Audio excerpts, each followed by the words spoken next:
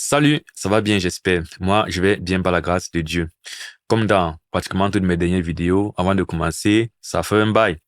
Voilà, donc de plus en plus, c'est assez difficile de trouver du temps pour s'asseoir et faire une vidéo, mais autant que possible, on va toujours essayer. Bon, dans cette vidéo, c'est plus de la réaction, ce ne sera pas la méditation, parce que justement, ces vidéos prennent beaucoup de temps de préparation. Là, pour réagir et commenter, je peux juste regarder une vidéo et puis j'ai fini, quoi. Pas de préparation avant ou après. Donc, j'ai vu passer deux, trois trucs récemment là sur YouTube et je me suis dit peut-être regarder, en faire une vidéo, commenter si ça peut être intéressant ou édifiant. Ça parle des communautés chrétiennes euh, qui, dans un sens, augmentent de plus en plus. Apparemment, du moins, c'était le titre de la vidéo que j'ai vu passer dans mon fil. Titre donné par le média Europe 1 que je vois ici. Et puis, on parlera aussi de persécution des chrétiens en Algérie. Bon, je vais juste regarder ça et puis on va découvrir de quoi il s'agit ensemble. C'est parti.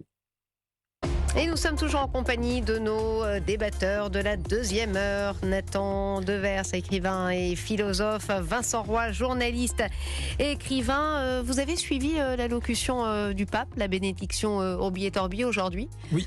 Oui. Alors, qu'est-ce que vous en avez pensé? Ce qui est vraiment frappant, c'est qu'il y a un décalage incroyable entre le message de Noël Mm. et la réalité de la manière dont a pu être fêté Noël à travers le monde. Le message de Noël, le message christique, contrairement à ce qu'on dit, c'est pas une sorte de pacifisme mou consistant à dire on fait la paix, on n'apporte jamais de conflit, etc. Vous savez ce que dit Mm. le Christ dans les évangiles? Il dit moi je n'apporte pas la paix, j'apporte la division. Hmm, C'est un verset. Il y a d'autres versets où il dit heureux les artisans de la paix. Mm. Mm. Mais précisément, hmm.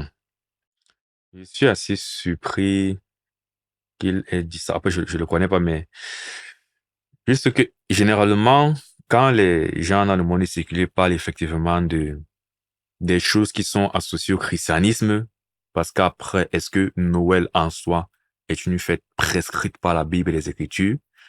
Non. Mais communément, on a fini par associer le christianisme à Noël parce que on parle de naissance de Jésus et tout ça. Mais souvent, quand les gens regardent ce genre d'événements chrétiens, du moins la religion chrétienne même d'un point de vue extérieur, surtout dans les médias comme ça, ils vont effectivement plus aborder plus ce côté amour indiscriminant, amour inconditionnel, que dans un sens, il y a le christianisme. Mais aussi ce côté d'équilibre finalement que le christianisme finalement quand tu t'y intéresses, ce que les Écritures disent, c'est déjà Dieu et Jésus-Christ est pour l'amour, la paix, mais c'est dans la vérité. Donc de manière implicite, ça divise quelque part. Donc je suis quand même surpris qu'il ait qu'il ait mentionné cet aspect de Jésus. Il a dit qu'il est venu apporter la division, mais rapidement aussi il a quand même mentionné que bon, c'est pas quand même comme si je suis pas en train de dire que le christianisme prône la division. Ailleurs aussi, on parle de paix, donc c'est intéressant. Après, je ne sais pas si c'est un chrétien, lui. Donc, bon, voilà, juste, voilà. dans la vision des évangiles, la paix, c'est un concept qui n'est pas consensuel. C'est un concept Ouais. clivant. Parce qu'il s'agit, pour faire la paix, il faut commencer par, en quelque sorte, s'opposer à ceux qui veulent la guerre. Mm. Et qu'est-ce qui s'est Mhm. passé cette nuit? Nuit de Noël. Mm. Les Ukrainiens ont décidé depuis 2 ans de faire en sorte. Pour avoir la paix, il faut commencer par s'opposer à ceux qui veulent la guerre. C'est pas forcément une question de paix ou de guerre.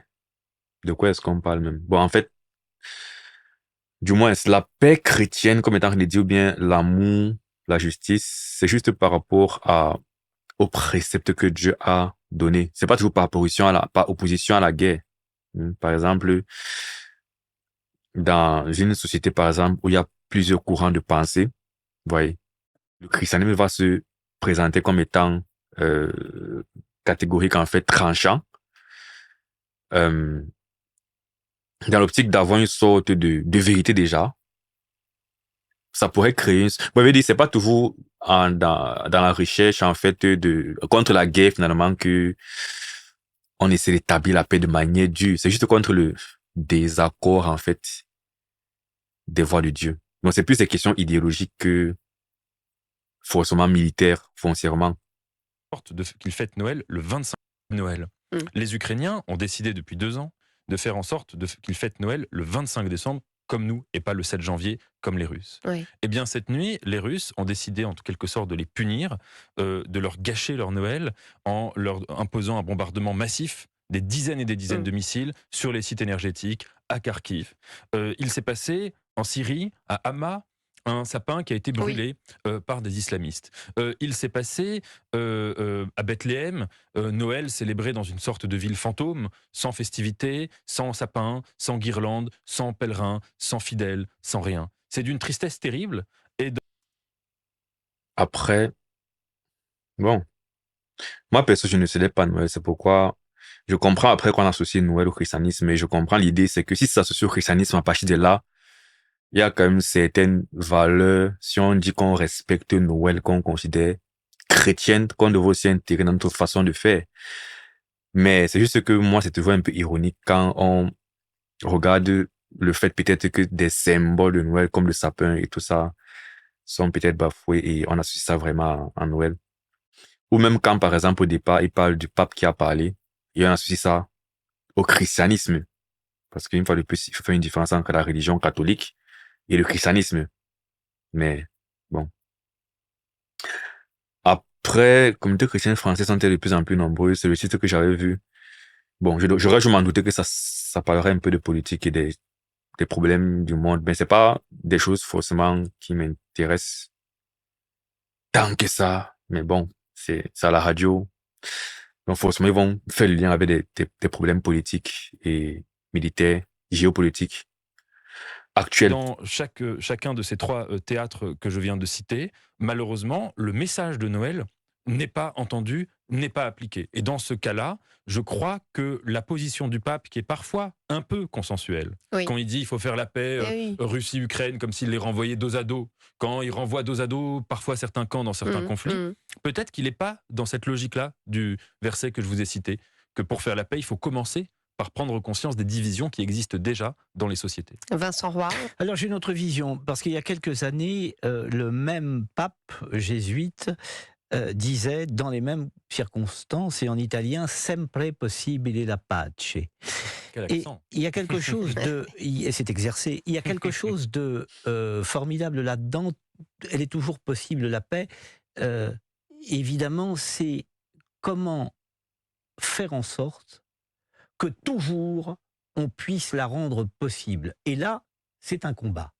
La paix, à ce niveau-là, et c'était le message du pape, c'est un combat. Il faut combattre pour la paix. Alors ça paraît totalement illusoire de dire ça, et ça paraît contradictoire, en effet, dans les termes. Mais je crois qu'il y a un combat à mener, qu'elle est toujours possible, à condition de combattre. C'est-à-dire à condition de ne rien lâcher, et peut-être, comme vous le disiez, de diviser. C'est-à-dire qu'il faut vraiment s'opposer les uns aux autres pour que la paix devienne précisément possible. Et c'est peut-être le message qui est tenu ce matin, puisqu'il fait référence beaucoup à Gaza, par exemple, en disant, voilà, c'était très net dans ce qu'il a dit, Urbi et Orbi. Il a beaucoup insisté. Yes. Et puis, il ne fait que penser au verset dont il a parlé dans Matthieu. Ne croyez pas que je sois venu apporter la paix sur la terre. Je ne suis pas venu apporter la paix, mais l'épée. Oui, quand je suis venu mettre la division entre l'homme et son père, la fille et sa mère, entre la belle-fille et sa belle-mère, l'homme aura pour ennemi et sa maison. Celui qui aime son père ou sa mère plus que moi n'est pas digne de moi, et celui qui aime son fils ou sa fille plus que moi n'est pas digne de moi. Donc, parce que dans ma tête, depuis, je me dis,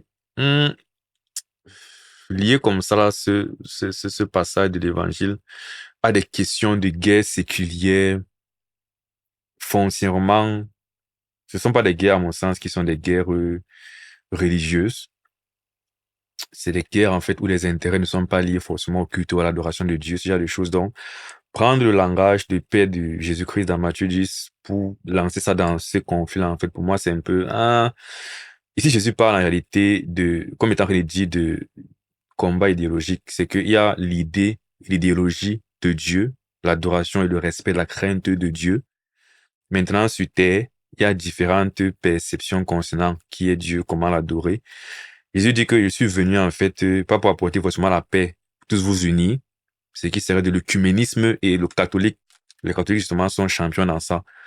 unissons-nous tout le monde, mettons nos différends de côté et soyons simplement unis, sachant clairement qu'on n'a pas les mêmes conceptions de la vérité de Dieu et tout ça. Non, Jésus dit, dans ma façon d'apporter en fait la vérité, je n'apporte pas la paix parce que je vais apporter le seul message qui est vrai, qui va impliquer se séparer des autres messages. Et donc, il lit ça finalement à lui et à lui. Quand il dit par exemple que il parle des divisions entre les membres de la famille, mais au verset 37, il dit, celui qui aime son père ou sa mère plus que moi n'est pas digne de moi. Donc l'idée, il dit que je viens en fait parce que je suis Dieu. Vous appelez à me suivre moi qui suis la vérité. Celui qui va entre me choisir et choisir son père, ça veut dire ce que pense son père, ce que croit son père, tout ça, par rapport à moi, n'est pas digne de moi. Et c'est là la division. C'est qu'il va falloir faire un choix entre choisir Jésus-Christ ou choisir mon père, choisir ma mère, tout ça. Mais c'est dans ce contexte-là que Jésus utilise le langage de paix et de division et tout ça. Prendre ça et insérer ça maintenant dans des conflits entre deux nations qui, quelque part, c'est un peu... Mais bon, c'est ce que le monde séculier fait donc. C'est juste que je voulais... Ça semblait pas OK dans ma tête sur depuis. Gaza, et en même temps, il a beaucoup aussi insisté sur les otages. Donc on voit que c'est pas facile non plus, mais je crois que les deux insistances là faisaient sens et que elle est toujours possible à condition qu'on a. Après, je ne dis pas que c'est mal si le pape demande aux gens de faire la paix. Je ne dis pas que c'est... Voilà, il dit juste que... Parce qu'il y a souvent une conception erronée du but du christianisme allemand. En réalité, le christianisme n'a pas pour but de racheter en fait l'humanité dans le sens de créer un monde physique utopique et idéal. Le christianisme a pour but en fait de racheter l'âme, rétablir la relation spirituelle entre l'homme et Dieu. Donc c'est pourquoi même en général, Jésus-Christ n'était pas trop sur terre en fait pour faire des combats en fait forcément politiques, même si dans la politique on traite en fait de la morale et de l'éthique, et comme Jésus-Christ traite de la spiritualité, de l'éthique, de la morale, il aura des positions morales et éthiques, mais en réalité le but c'est toujours pour nous reconnecter spirituellement et nous faire penser en fait à notre éternité. Donc dans ce sens-là, les valeurs ou les vertus de Jésus-Christ et du christianisme peuvent être intéressantes pour vivre sur terre dans un certain sens, mais il faut les regarder d'abord comme des moyens pour nous connecter à l'au-delà, au surnaturel et pour nous préparer à la vie éternelle. Et réfléchir comme ça va changer les choses. Parce que quand tu abordes les choses de manière strictement terrestre, tu ne mènes pas forcément le combat où il doit être mené. C'est pourquoi c'est un peu bizarre de... Après, je n'étais même pas censé trop parler de politique et tout ça. Je n'en parle pas d'ailleurs, mais... Bref, je voulais plutôt voir ce qu'on disait des communautés chrétiennes françaises qui sont de plus en plus nombreuses. Je pense qu'on devait parler en fait du christianisme en France. C'est ça qui m'intéresse en fait. Précisément ce combat qui peut la rendre possible. Nathan Devers, vous parliez voilà, des contrariétés, le mot est faible, hein, de la chrétienté à travers le monde. Pourtant, il y a une nouvelle ferveur que moi je ressens, notamment en Europe. On a vu ce pape en Corse avec énormément d'ailleurs de multiplication de baptêmes d'adultes à venir. On a vu cette réouverture de Notre-Dame qui a créé vraiment énormément d'enthousiasme, et pas qu'en France. C'est un motif d'espérance, ça, pour vous ? Oui, alors bon, même pour ma part, je suis pas, n'étant pas croyant, j'en fais pas, si vous voulez, une. Ah, c'est bien ce qu'il disait. Je me demandais bien si c'était un chrétien, mais bon, ça me surprend pas. Je ne m'y reconnais pas en quelque sorte dans ce mouvement. Et c'est ça qui, parfois, bon, c'est comme ça que la France est, parce que je comprends que la France, finalement, est un pays, on dit, à histoire, ou bien à background, d'origine judéo-chrétienne et tout ça. Mais avec le principe de la laïcité qui existe ici en France, ça fait que cet aspect de leur identité ne peut pas avoir beaucoup de, pour moi, de manière réaliste n'a pas beaucoup de poids, parce que dans les faits, dans les institutions publiques, finalement, on fait tout pour cacher tout ce qui est symbole de religion et tout. C'est toujours un peu ironique quand on s'excite en fait aux valeurs culturelles chrétiennes qui sont liées à la France. Mais dans les faits, dans le quotidien, dans le fonctionnement du pays, tu veux concrètement faire quelque chose publiquement en rapport à la religion, parfois c'est pas très bien vu. Sauf si évidemment c'est dans le sens leur perception de l'amour et de l'unité absolue qui est indiscriminatif. Mais il y a des mœurs, par exemple, que si c'est que je te considère comme nation chrétienne, tu vas pas tolérer dans ton pays. La France est un pays qui est très, très, très, très, très progressiste dans ses mœurs, n'est-ce pas? Et pas du tout conservateur. Donc, euh, même quand, par exemple, il y a toute cette excitation autour de Notre-Dame. Voilà. Bon, déjà, une fois de plus, je crois que c'est un truc qui est plus catholique. Et comme je disais, le chrétien, pour moi, christianisme et catholicisme, c'est différent parce que le catholicisme, il y a beaucoup de problèmes, voilà, dans mon sens, par rapport à ce que la Bible enseigne. Donc, c'est déjà ça. Mais une fois de plus, on associe à pape et à catholicisme, christianisme. Et il y a donc tout cet engouement autour du fait que, déjà, quand ça avait pris feu, il y avait toutes sortes de deuil. Mais une fois de plus, c'était plus lié à la valeur culturelle, pas vraiment dans le sens spirituel, mais plus la culture française est rattachée au catholicisme et c'est un grand symbole du catholicisme et tout. C'est un beau truc également. Beaucoup de gens qui ne sont même pas des croyants admirent en fait la cathédrale pour sa beauté, sa grandeur et tout ça, son prestige. Donc, peut-être vous, et moi, quand j'observe, c'est en mode, finalement, c'est une conception spirituelle. Bon, clairement, ça n'a rien de spirituel, une fois de plus, c'est strictement séculier et culturel.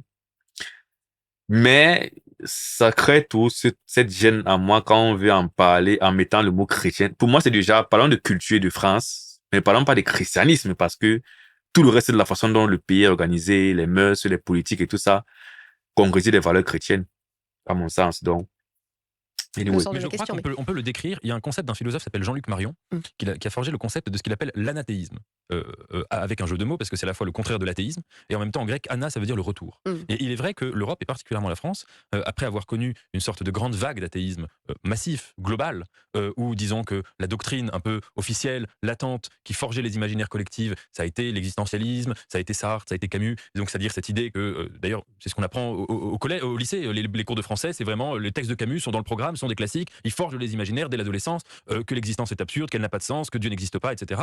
Et il est vrai qu'on voit aujourd'hui une partie de la population européenne, revenir vers un message religieux. Alors deux possibilités. Oui, qu'est-ce que ça dit? C'est une sorte juste de retour en arrière par une sorte de frustration d'un athéisme qui est vécu comme du nihilisme. Retour en arrière dans le sens historiquement, chronologiquement, ou arrière dans le sens que c'est réducteur en fait de croire en Dieu. What do you mean by that? Retour en arrière. Retour en arrière par une sorte de frustration d'un athéisme qui est vécu comme du nihilisme, ou bien c'est une redécouverte de la religion et pas seulement de quelque chose de nostalgique, de passéiste. C'est d'estimer qu'il y a peut-être, notamment dans le message du Christ, j'y reviens, une parole dont les échos sont profondément modernes. Et en effet, le pape François aura essayé de montrer, depuis qu'il est devenu pape, que la parole du Christ, elle trouve ses résonances dans le monde, pas seulement dans les églises, pas seulement dans les universités de théologie, mais précisément à Lesbos avec les migrants, en Europe, en Amérique du Sud, en Afrique, dans les théâtres de guerre, sur les questions bioéthiques, sur la question de l'écologie, et que donc en cela, les paroles religieuses, du retour des religieux auxquels on assiste dans les trois religions, peut avoir cette dimension moderne particulièrement intéressante. C'est le retour du religieux, y compris. Juste un truc, effectivement, comme je disais tout à l'heure, en fait, le message chrétien, initialement, en fait, le message de Dieu, c'est en fait un message qui vise d'abord l'éternité, qui vise d'abord le surnaturel, le spirituel, en fait, le spirituel, n'est-ce pas? Le fait que nous sommes des êtres spirituels, des âmes qui vivront éternellement, qui ont été créés pour vivre éternellement. Et nous sommes maintenant de passage sur Terre actuellement. Cette dimension de la vie qui est éphémère. Mais nous sommes dans une enveloppe éphémère, la chair, n'est-ce pas? Mais notre essence même est éternelle, elle est spirituelle. Et donc, dans le message chrétien, Dieu veut nous reconnecter à lui, pour que quand on quitte notre enveloppe charnelle, on retourne auprès de lui. Parce que l'alternative, ce sera en fait d'être puni éternellement. C'est le premier message du christianisme. Mais parce que ce Dieu est bon, naturellement, le temps que nous passons sur Terre, qui est inclus dans le christianisme inclut que tu vas vivre dans un monde, un temps avant que Christ ne revienne te prendre, ou bien avant que tu ne quittes ce monde. Il y a aussi des valeurs forcément d'amour, de paix, de justice qui sont prônées. Et donc, dans ce sens-là, le christianisme n'a pas seulement un intérêt dans le futur, mais dans le présent, dans le monde actuel, ça a un intérêt. Pour preuve, les sociétés européennes, justement très influencées par le christianisme, se sont ont eu plusieurs avantages. Quand on le voit historiquement, non, ce sont des sociétés qui se sont bien développées, etc., etc. Donc, ça, c'est un point qui est important. Et donc, oui, dans un monde où finalement, parce qu'on s'éloigne de plus en plus de Dieu, justement, généralement, il y a de plus en plus de guerres, de problèmes. Alors, ce message va plus résonner dans le cœur des gens. Et c'est vrai que du coup, dans un certain sens, certains vont vouloir y retourner. Mais à ce moment, et je voulais aussi dire que pour venir aux paroles de Christ une fois de plus, parce que dans ce sens-là, oui, son message peut être relevant dans le monde actuel. Mais si tu prêtes attention à son message une fois de plus, son message prédit justement la trajectoire du monde actuel. Un monde qui va tendre de plus en plus vers les guerres. C'est ça qu'il dit que, voilà, quand on parle du message de Christ et tout ça de la Bible, il faut faire attention à comment on intègre ça dans les événements séculiers parce que ce n'était pas les choses dites en fait d'un point de vue séculier, mais d'un point de vue spirituel. Parce que si tu prends maintenant ce que Christ enseigne par rapport à chronologiquement, Christ enseigne que dans la fin des temps, il y aura de plus en plus des guerres et des bruits de guerre. L'amour du plus grand nombre va se refroidir au point où, à son retour, il se demandait s'il va encore trouver la foi sur la terre. Donc, il faut que de plus en plus, l'esprit de l'antéchrist dans le monde continue à se développer, à influencer les hommes. Et les hommes vont continuer de plus en plus à tendre vers la perversion, à s'éloigner de Dieu. Et c'est donc cette apostasie, cette perversion extrême qui va faire que Dieu revienne et Jésus revienne et que le monde soit jugé, la fin des choses. Donc, sur le plan chronologique, c'est ça à quoi on s'attend, bibliquement parlant. Du coup, dans ce contexte-là, le fait d'avoir l'impression que les personnes retournent finalement au Seigneur, ça peut signifier deux choses. D'une part, ok, c'est vrai, il y a une authenticité dans ça. C'est vraiment par rapport à la question spirituelle que les gens le font. Ou c'est simplement une réaction naturelle qui est que quand tout va mal, tu commences à appeler Dieu, n'est-ce pas? Pas forcément parce que tu crois et tu crains Dieu, mais c'est parce que c'est un mécanisme de suivi. Tes intérêts physiques et humains sont menacés, tu veux les garder, donc humainement parlant, je te trouve dépassé. Et puis là, maintenant, tu vas davantage t'ouvrir au surnaturel. Mais, euh, voilà, je sais pas si c'est ce qui est déjà du sens. Mais le point est important de dire que, attention à des conversions de masse entre guillemets, mais sans authenticité. Parce que sur le plan spirituel, ce que la Bible dit, c'est que plus le temps va passer, moins plutôt il y aura des gens qui vont venir vers le Seigneur, n'est-ce pas? Ce sera de plus en plus difficile finalement de croire, d'aimer. Et les gens vont plutôt se livrer, n'est-ce pas, à leurs différentes passions, penchants et tout ça. Et il y aura les guerres, bruits de guerre et tout ça. Chez les chrétiens, Vincent Roy. Écoutez, on en reviendra de Camus, on en reviendra de l'existentialisme. Effectivement, on enseigne Camus comme étant un must. Enfin voilà, un écrivain pour classe terminale qui devient un must, c'est quand même formidable. Quant à l'athéisme, il y a très peu d'athées considérables. J'en connais un, le marquis de Sade peut-être. On peut s'interroger sur la question, mais il y a très peu. Il faut arrêter avec l'athéisme. Il y a très peu d'athées au sens où nous l'entendons. Je vous dis, j'en connais un. Considérable et, à mon avis, fondamental. Pour le reste, ça reste quand même du discours. Je crois qu'on a là un retour, non pas à la tradition. What do you mean by that? Ah, Ibrahim il me dit que, parce que bon, en même temps, oui, quand on va dans la rue prêcher l'évangile, depuis je ne suis pas en train de partager mon écran. Bon, c'est pas grave. Quand on va dans la rue prêcher l'évangile, je m'étais pas rendu compte là. Quand on va dans la rue prêcher l'évangile, là je le repartage. On rencontre des personnes qui se proclament athées, se définissent comme étant athées, mais effectivement, déjà d'un point de vue biblique, dans Romains 1, la Bible dit que la création rend témoignage de l'existence de Dieu et que les hommes sont inexcusables en fait de dire en fait que je ne savais pas qu'il y avait un Dieu ou je ne crois pas qu'il y a Dieu. Dans un certain sens, foncièrement, il y a une sorte de réponse naturelle en fait dans l'observation de la création qui met la conscience du créateur dans les hommes en réalité. Maintenant, les hommes, pour diverses raisons, peuvent supprimer cette connaissance, cette conscience et finalement dire de leur bouche qu'ils sont athées. Donc, dans un sens, effectivement, nous, quand on prêche, les gens nous disent qu'ils sont athées. Souvent, quand tu causes avec ces personnes, au fond, il y a des raisons pour lesquelles, en fait, ils ne veulent pas croire en Dieu. Souvent, c'est le péché. Souvent, c'est des expériences dans leur enfance, des expériences dans leur entourage et tout. Mais l'idée de Dieu n'est pas complètement, l'existence de Dieu n'est pas complètement folle pour eux. Donc, dans ce sens, je peux comprendre quand il dit qu'il connaît un seul vrai athée. Mais en même temps, il y a quand même des personnes que même quand tu creuses, elles forcent, elles te disent qu'elles sont athées. Donc, même si d'un point de vue spirituel, biblique, je me dis que il y a une croyance cachée. Mais il y a quand même certaines personnes plus que d'autres qui vraiment, ouvertement, te formulent vraiment leur athéisme et te le définissent comme la certitude que Dieu n'existe pas.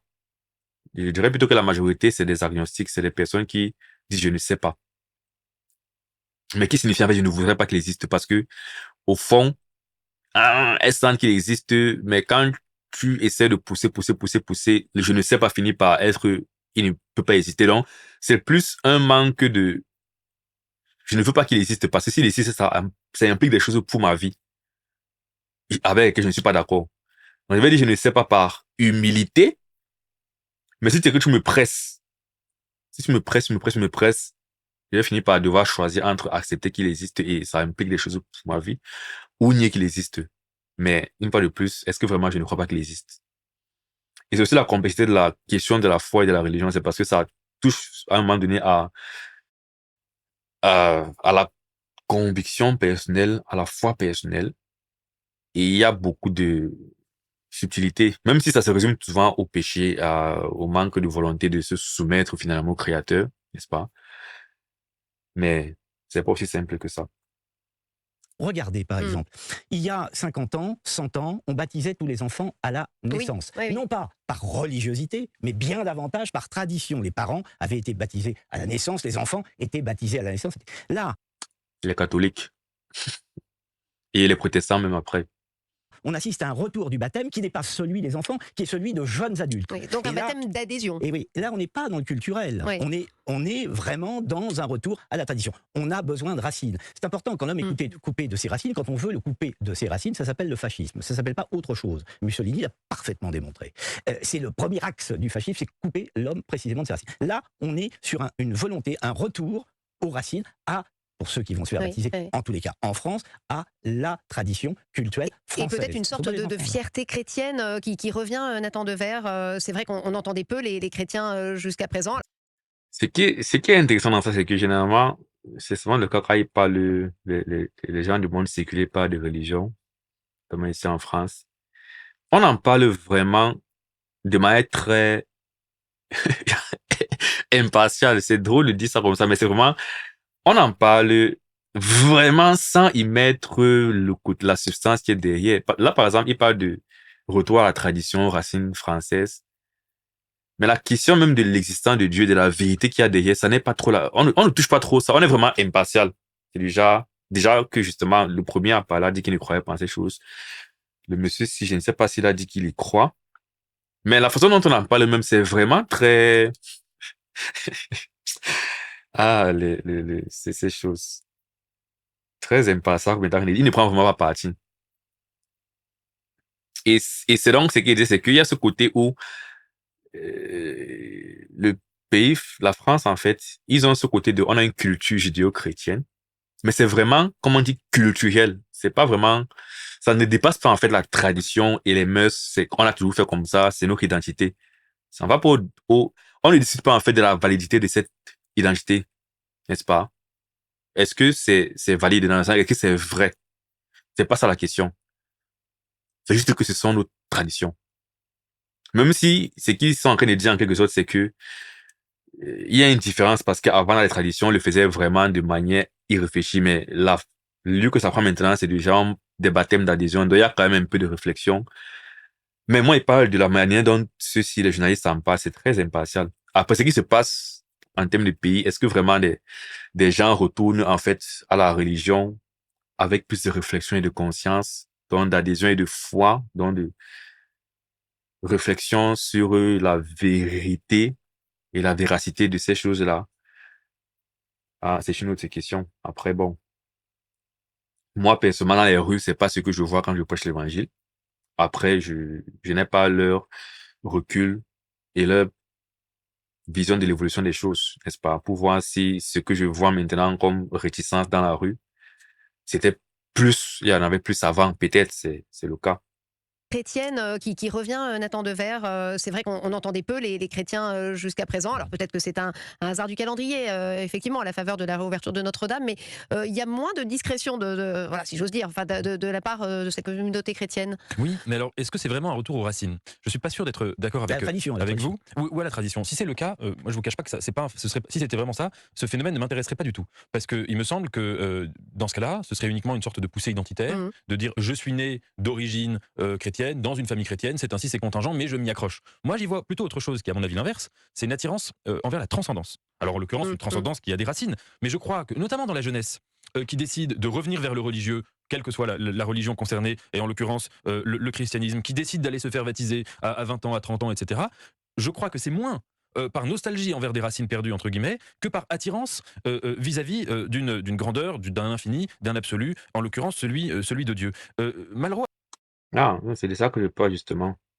à la fin de sa vie, était obsédé par quelque chose. Il disait là, l'Europe, l'Occident, et en particulier la France, est en train d'arriver dans une situation où, pour la première fois dans toute l'histoire de l'humanité, nous allons créer une société qui n'aura plus aucune valeur suprême. Parce on s'est éloigné du Mhm. religieux, on s'est éloigné, Malraux le sentait qu'à la fin du XXe siècle, on allait s'éloigner des grandes idéologies qui régissaient l'existence, et qu'on allait se retrouver comme ça, perdus, sans valeur. Et peut-être qu'il y a des gens, en effet, qui, face à cette situation, ont envie de retrouver des valeurs, Oui, de les valeurs. retrouver des valeurs Elles se sont transcendantes. un petit peu perdues en Occident, Vincent Roy. Ah non, mais C'est c'est ce un que, bonheur parce d'ailleurs, qu'on vient de passer dans Oui. quelques Ah, oui, minutes. oui, on est parti dans de la philo, là, Non, mais j'avoue. Mais on est passé en quelques minutes de Camus à Malraux. Alors évidemment, Oui. je bois du petit lait.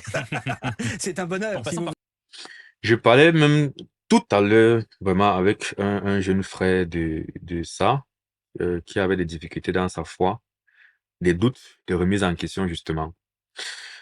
Parce que justement, il s'est frotté à la faculté, à des enseignants qui ont dit des choses concernant sa foi et ça a remis en question au point où il se demandait est-ce que vraiment ce Dieu existe et tout ça. Et en causant, il disait justement que, en fait, cette perception des choses, parce qu'il parlait justement du fait que potentiellement on arrive en Occident à une vie sans existence du surnaturel, juste du matérialisme et il n'y a pas de, il n'y a pas de valeur plus grande que ça à la vie matérielle et puis on meurt, ça s'arrête là. Et donc peut-être que certaines personnes ont besoin de retrouver ce surnaturel et tout, et ce qui peut expliquer pourquoi il y a ce sorte de retour en France vers la religion et qui n'est pas vraiment un retour seulement aux racines culturelles, mais plus d'engagement personnel et tout ça. Voilà. Qu'est-ce que tu es en train de dire? Donc, du coup, je disais donc au jeune homme que cette perception comme quoi, donc, qui a du coup pris de l'ampleur en Europe, en Occident en général, Dieu n'existe pas et tout. Avant, ça n'existait pas vraiment. D'après ce que je suis pas un grand historien et tout, mais c'est drôle, je vais me référer à la Bible. Mais même quand il lit la Bible, en fait, les nations qu'on appelle païennes autour d'Israël, par exemple, c'était pas des nations qui étaient des nations athées. C'était des nations qui croyaient simplement en d'autres dieux, en autre Dieu. Donc, l'idée du surnaturel et du suprême a toujours, en fait, été dans les hommes. C'est ce qu'il disait au départ, c'est que la nature témoigne que Dieu existe, en fait. Qu'il y a un créateur derrière ce monde et derrière cette humanité. Mais c'est juste que, avec le temps, comme je disais, certains croyaient différemment. Et il a maintenant fallu se demander qui dit vrai parmi toutes ces religions. Et le christianisme est différent parce que, dans l'ancêtre le judaïsme, parce que dans cette religion, le, le, le Dieu clamait en fait être à l'origine de la création du monde. Alors que quand on voit les autres religions, c'était des dieux de certains aspects. Tu prends les religions qui étaient au Moyen-Orient, autour d'Israël, tu avais des dieux peut-être de la forêt, le dieu des étoiles, le dieu de ceci. Donc, les divinités, en fait, étaient par rapport à des régions, des territoires, des idées. Tu vas peut-être en Grèce, tu avais le dieu on va diviser le système solaire, dieu du soleil, dieu de ce genre de choses-là. Donc, finalement, ces dieux eux-mêmes ne clamaient même pas être à l'origine du monde.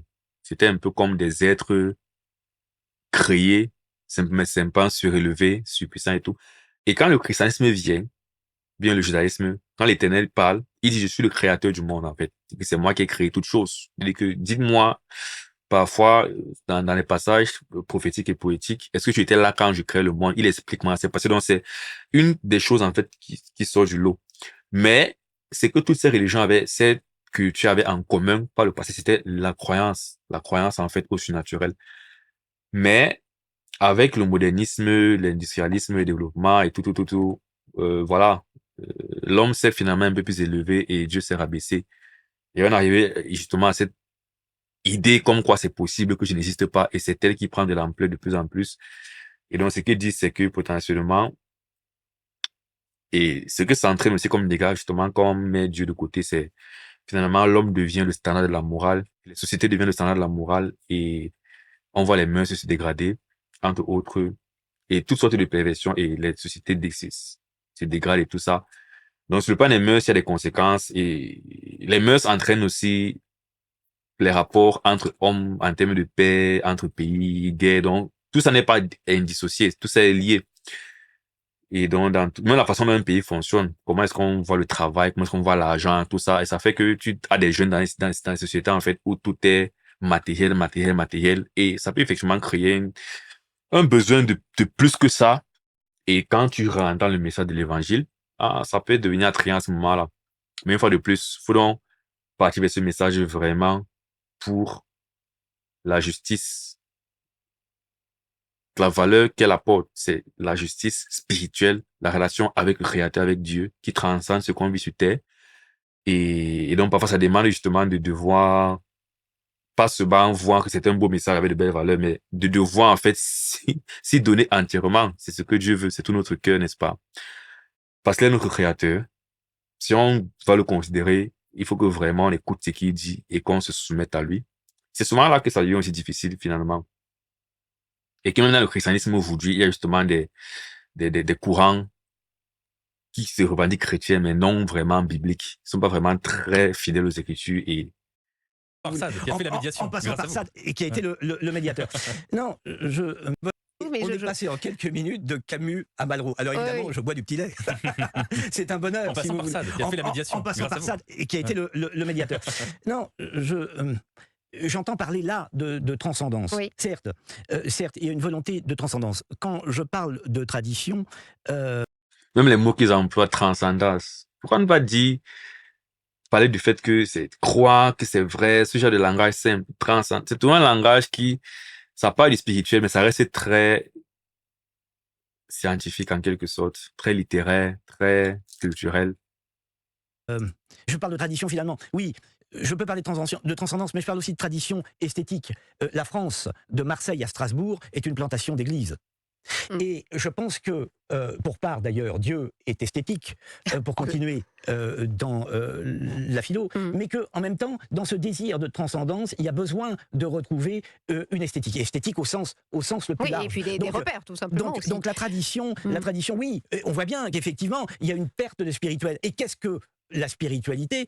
C'est aussi, ça peut aussi être le ciment d'une société, comme la piété populaire dont a parlé le pape en Corse est le ciment de quelque chose, et le ciment d'une religion, etc. On le voit sur les rives, je le rappelais ce matin, sur les rives de la Méditerranée, de Palerme à Naples, de Séville à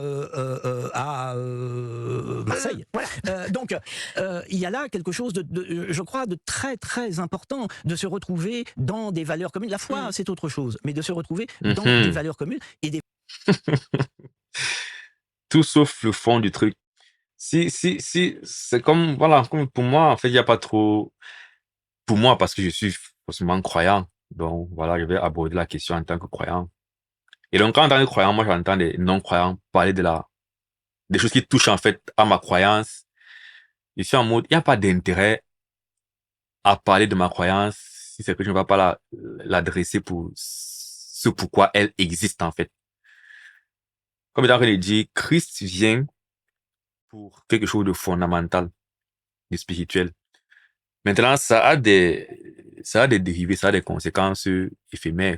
Il peut être d'esthétique, il peut être comme il dit, culturel. Ça veut dire que si dans une société, il y a beaucoup d'impact du christianisme, il y a beaucoup de croyants et tout, forcément, même ceux qui ne croient pas seront impactés. Il y aura, dans la façon de construire des édifices, il y aura un design, par exemple, il y aura peut-être beaucoup d'églises. On va voir que, la caractéristique de cette ville, c'est que on voit beaucoup d'églises et tout. Il y aura même une certaine morale.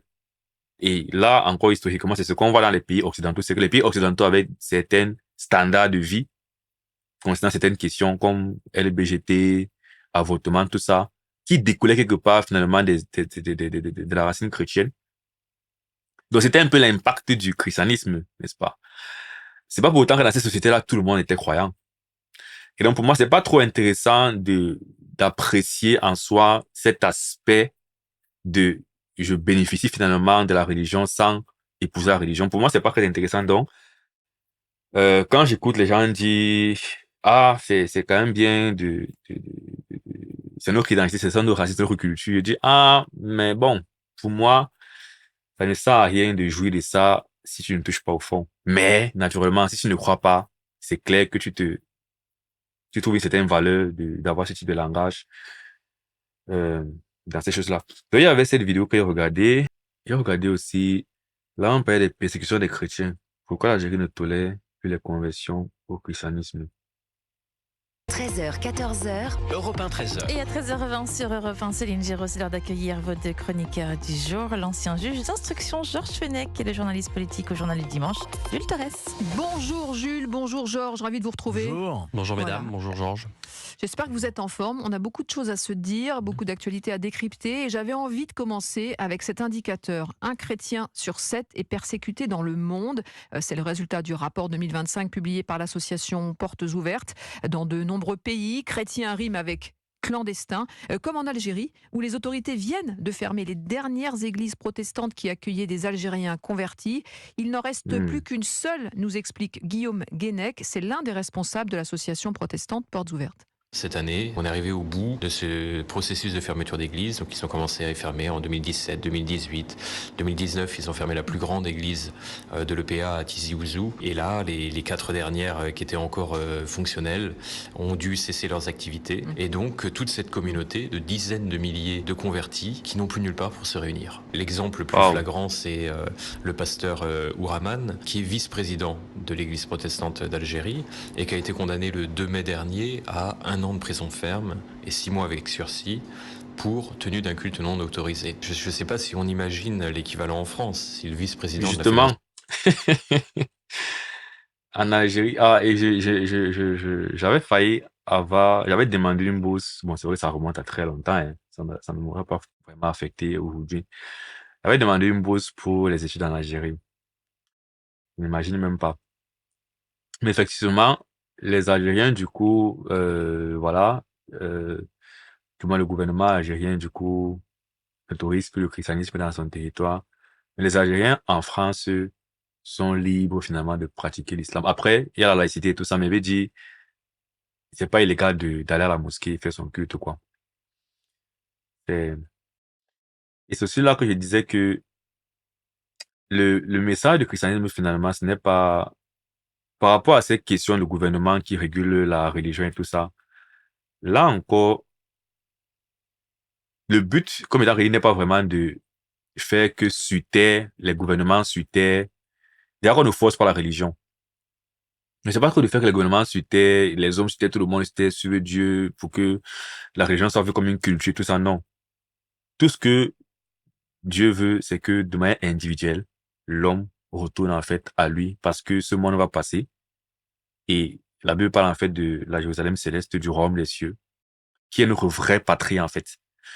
Donc, il n'est pas forcément question de dire que, même si c'est que je suis dans un pays comme la France, qui a des religions, qui a une origine judéo-chrétienne, le but ne serait pas de dire qu'on impose la religion chrétienne et que on interdit les autres religions.